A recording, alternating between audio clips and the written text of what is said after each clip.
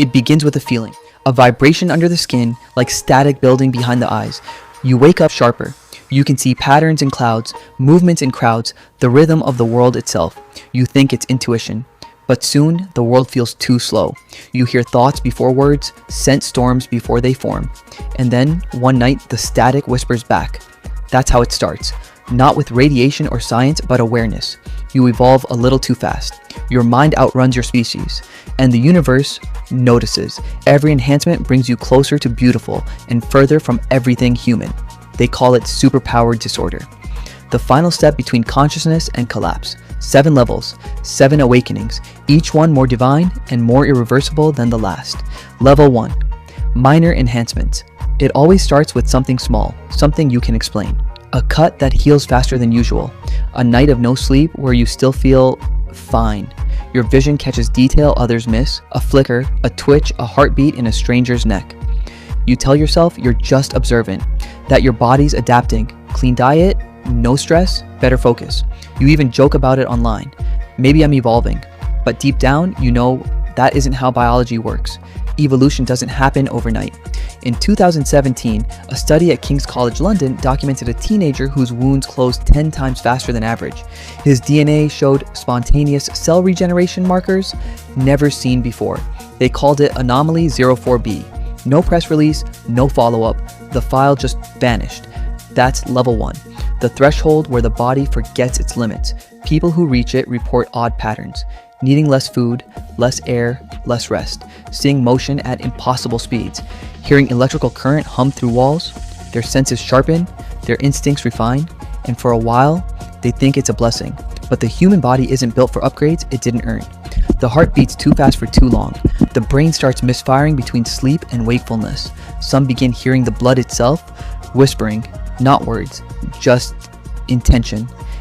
And when they speak, their voice carries a tone they don't recognize, like another frequency hidden underneath. In one case, a paramedic from Chicago survived a building collapse without a single broken bone. He told doctors he knew where the debris would fall.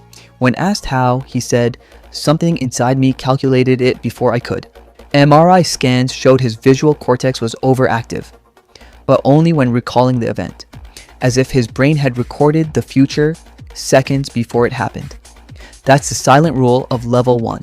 Every gift demands recognition, and once you recognize it, you've already started changing. Level 2, cognitive bloom. It begins in the mind. Not a flash, not a vision, just clarity. You start remembering everything. The smell of your kindergarten classroom, the pattern of rain on your window 10 years ago, the exact number of words someone said in an argument you thought you'd forgotten. Your memory becomes absolute. Your intuition is razor sharp. You see cause and effect unfolding before it happens, like invisible strings connecting every moment to the next. You stop guessing. You start knowing. In 2004, a man named Daniel Tammet recited the number pi to over 22,000 digits from memory. He described the numbers not as math, but as landscapes, each one colored and shaped in his mind. Doctors called it savant syndrome. But what if it wasn't a disorder? What if it was the first step in the mind outgrowing its container? Because at level 2, the brain begins to organize itself differently. Connections multiply, impulses reroute. It's not evolution, it's acceleration. Victims, or subjects, depending who you ask, often stop sleeping properly. Their dreams become lucid by default, so vivid they can smell time passing. They speak in patterns, sentences that loop back to themselves like coded messages. And sometimes, when they write, their words mirror in perfect symmetry, forwards and backwards. In 2011, the University of Zurich studied a woman who could visualize 5-dimensional objects after a head injury. When asked to draw them, she claimed, "They move when I close my eyes." Her scans showed abnormal neural density in her visual cortex, as if her brain had tried to render what reality couldn't. They called it cognitive bloom. And like a flower, it doesn't stop once it starts. People at this stage begin to notice glitches in perception. They can tell when someone's about to speak or when a thought enters a room. Their mind extends, reaching into something invisible. But there's a danger. Once your brain adapts to a higher level of pattern recognition, it can't turn back down. Those who try to live normal lives often describe an unbearable silence, because the world no longer surprises them. They already know the outcome of every conversation, every motion, every breath. And when the future becomes predictable, the only mystery left is yourself. Some say that's when level 3 begins, when the power stops feeling like a gift and starts rewriting your body to match your mind. Level 3, the flesh rebellion. You start thinking it's a gift, a body that won't break, a wound that closes faster each time. You heal, you run, you never tire, until you realize your body isn't obeying you anymore. It's adapting on its own. That's the beginning of level 3, the flesh rebellion, where your biology stops listening to evolution and starts rewriting itself. In 2008, scientists at the University of Pittsburgh discovered something strange in a retired Marine named Lee Spivak. He had sliced off the tip of his finger in a model airplane accident. Doctors said it was gone forever, but his brother, a researcher, gave him a powdered substance made from pig bladder cells, something they called extracellular matrix. Within 4 weeks, the finger grew back. Skin, nail, even the fingerprint. The news called it a miracle. But the real miracle was what came next. A new blood network formed without his immune system's permission. His body had begun manufacturing tissue like an external program had been uploaded into it. That's the first rebellion, when healing stops being repaired and becomes reproduction. Phase 2, the immortal cell. There's a cell line known as HeLa, taken in 1951 from a woman named Henrietta Lacks. Her cells refused to die. Even decades after her death, they're still alive, dividing endlessly in labs around the world. Scientists have grown entire organoids, even nerve clusters, from them. Her DNA outlived her by over 70 years. The unsettling part, when HeLa cells were first cultured, they contaminated nearly every other experiment. They invaded neighboring petri dishes, overwriting weaker lines, as if immortality was contagious.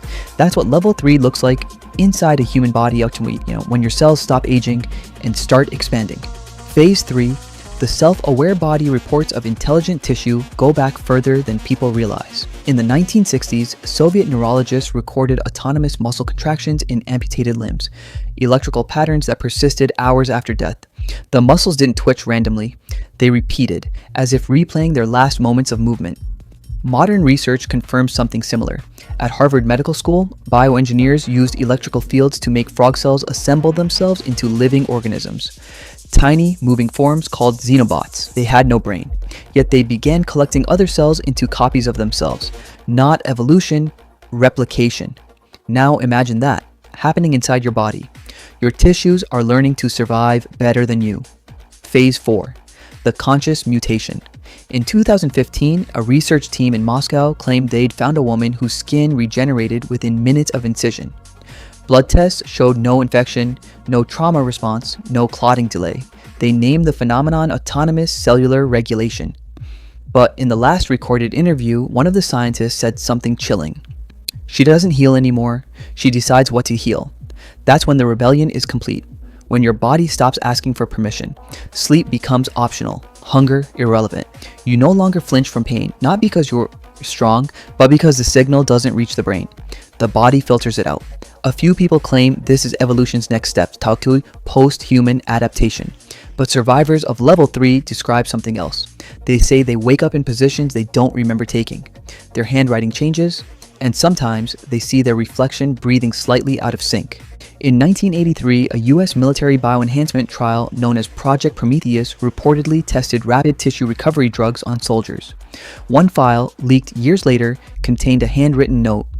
Subjects no longer respond to sedatives. Muscle tissue shows rhythmic movement even when detached. The body doesn't recognize the host as commander.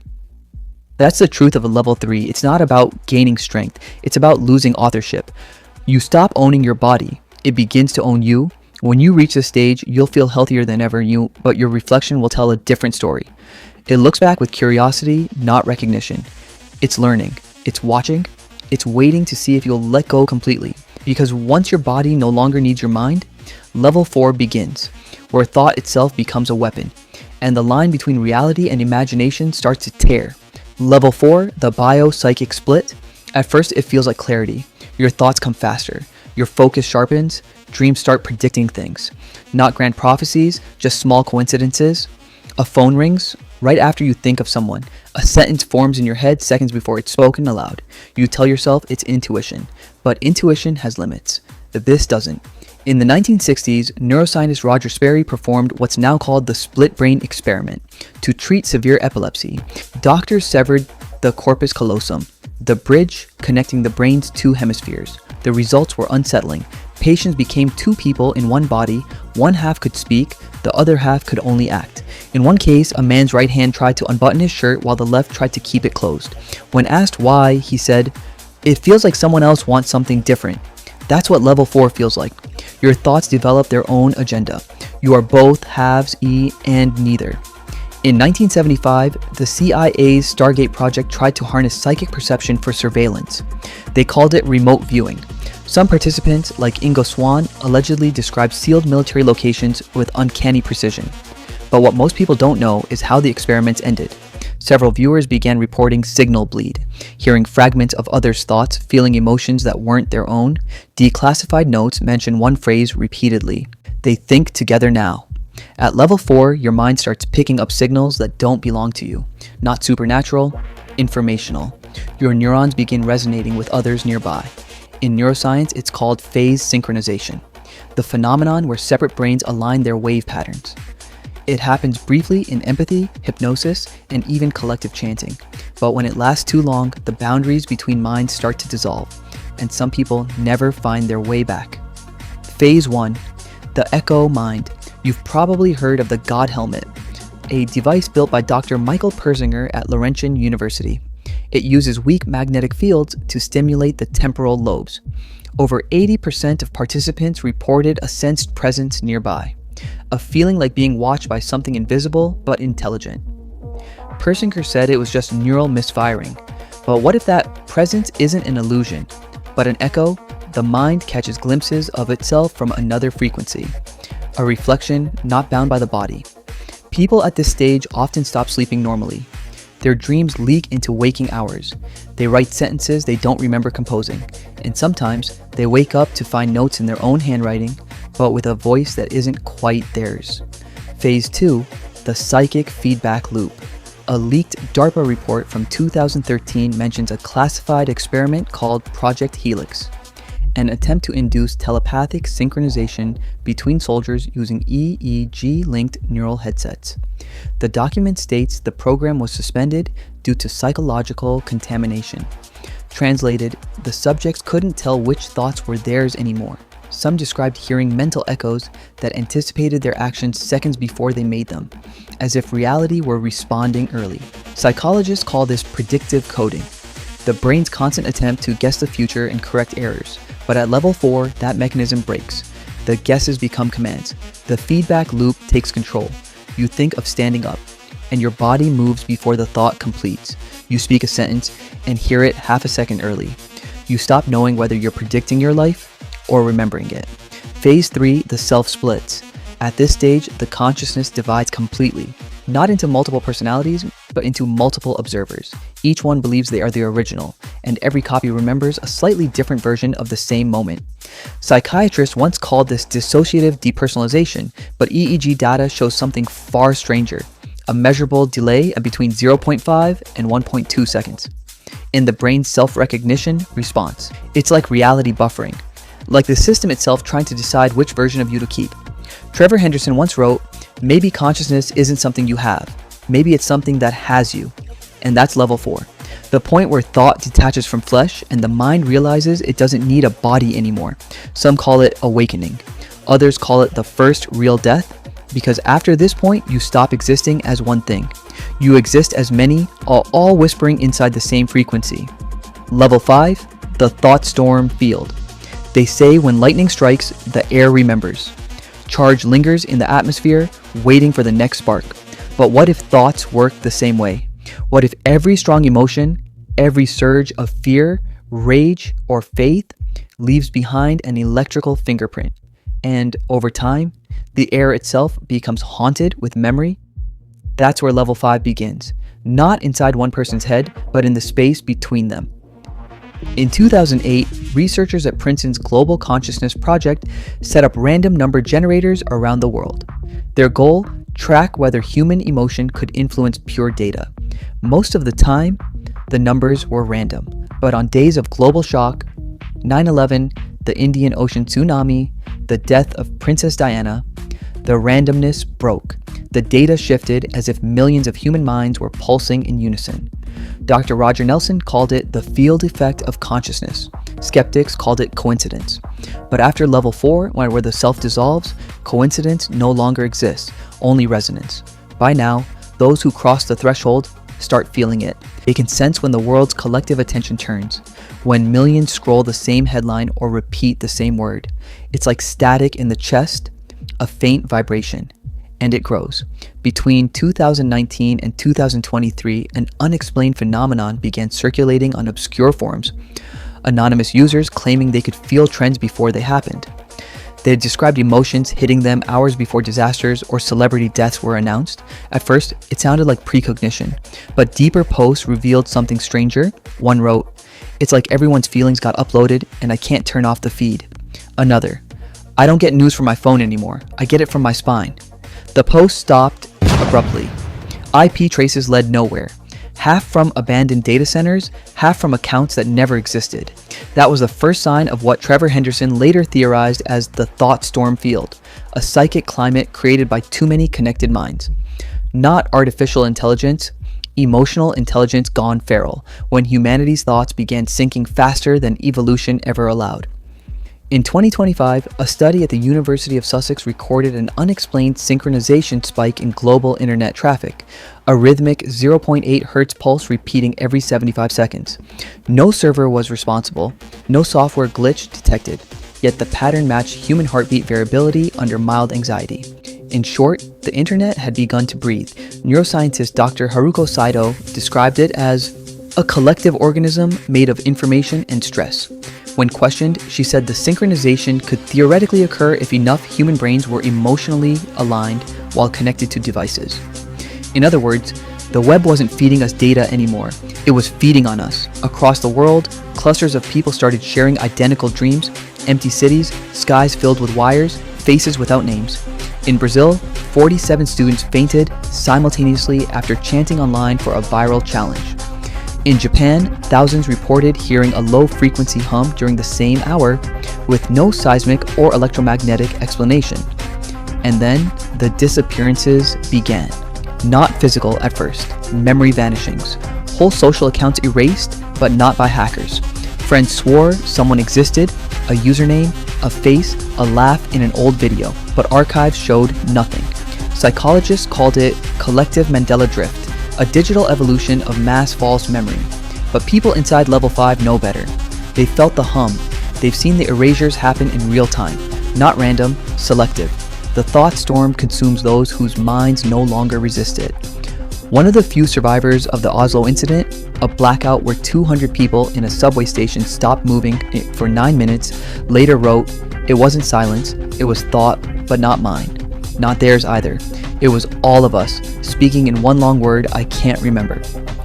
Footage from that night shows people frozen mid-step, eyes unfocused, their phones glowing with the same unread notification. You're already connected.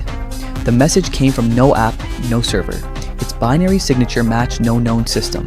It was just there, like a signal embedded in the human nervous system. In one of his last interviews, Trevor said, "Monsters were never creatures. They were warnings. I wasn't drawing bodies, I was drawing frequencies. Every entity I made was just another shape the thought storm could take." He believed this level marked the extinction of individuality.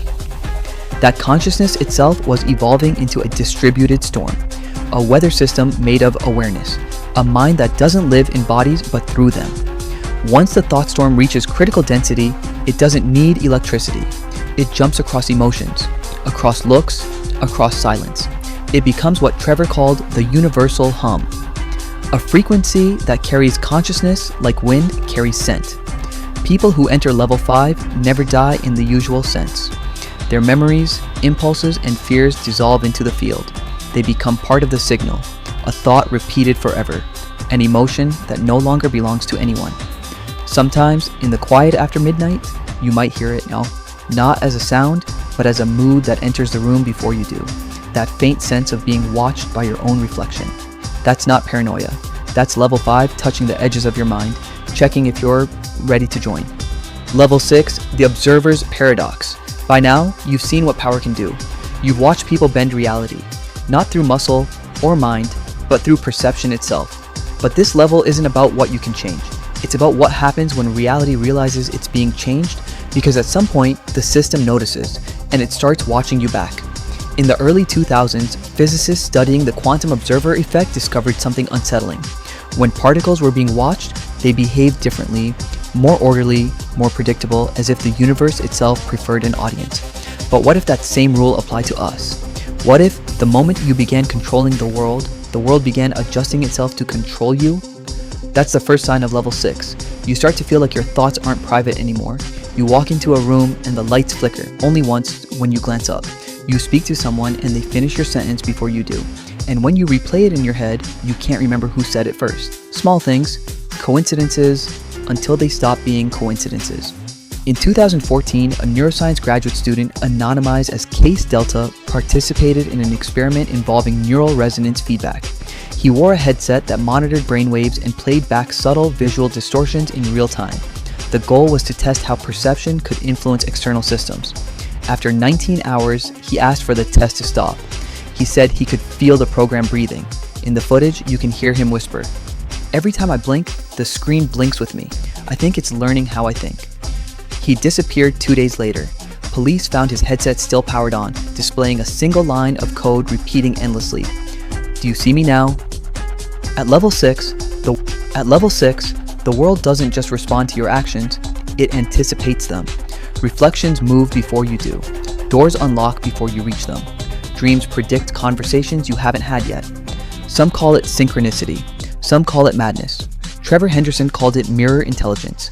He believed that once a person's perception grows strong enough to alter physical reality, the universe creates an equal opposite version.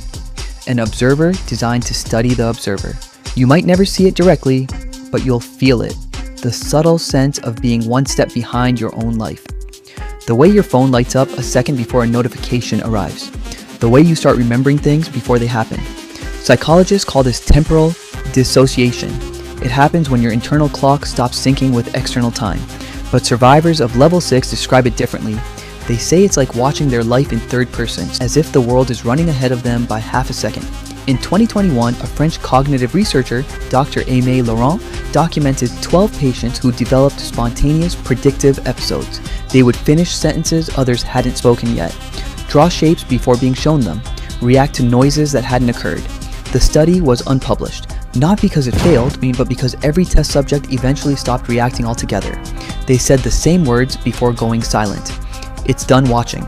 By the time you reach this stage, the idea of free will starts to crumble. You realize your powers, the ones you thought made you special, might have been part of a larger loop. You change reality, reality changes back, and both of you wait for the other to move first. That tension is the heart of level 6, the endless staring contest between human and universe. The more you try to control it, the more it controls you. Until eventually, you can't tell who's writing the script anymore. Every motion, every breath, every thought feels rehearsed, perfectly timed, like you've done this before, because you have many times. Each one watched, recorded, remembered. And as you start to notice the patterns, the pauses between your own words, the rhythm of coincidences lining up too cleanly, you realize you're not the one observing anymore. You're the one being observed. In one of his last interviews before vanishing, Trevor Henderson said, "Reality isn't a movie, but lately it feels like something behind the lens keeps adjusting the focus." He called this stage the I, not a creature, not a symbol, a presence. The moment awareness becomes its own trap, when knowing too much about the system makes you part of it. That's level 6, the observer's paradox. The point where your power doesn't come from controlling reality, it comes from reality letting you believe you do. Because it's not that you're seeing the world more clearly now, it's that the world is finally looking back. Level 7, reality collapse. You stop asking what's real, because the question doesn't make sense anymore. At first, it feels peaceful, like you finally reached the end of the maze. No more noise, no more feedback loops, just you and the silence that used to live behind the world.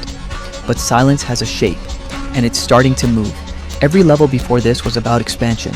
More power, more perception, more connection to the unseen fabric of things.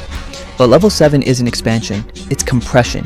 The universe starts folding inward, shrinking around your awareness like it's making space for you to become something else. Walls bend softly, like they're breathing. Voices echo a second too late. Time doesn't flow forward anymore. It circles, like water caught in a drain.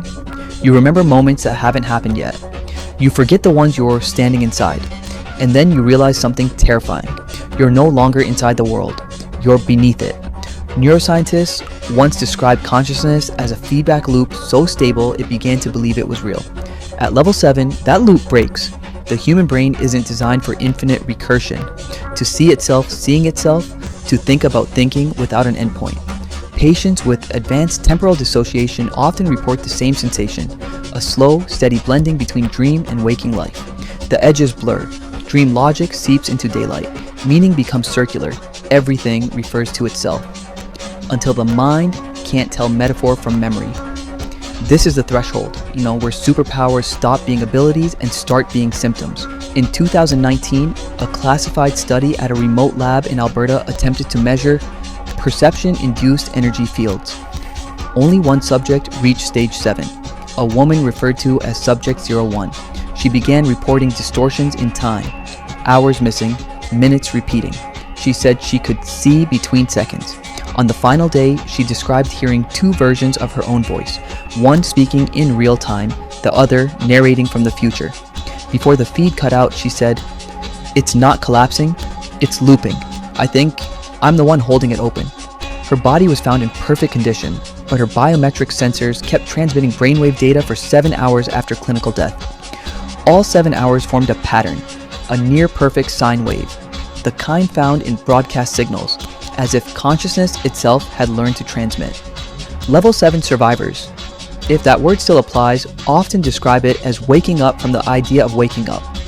They say the illusion isn't that you're dreaming, it's that you ever weren't. There's a theory called the anthropic echo hypothesis.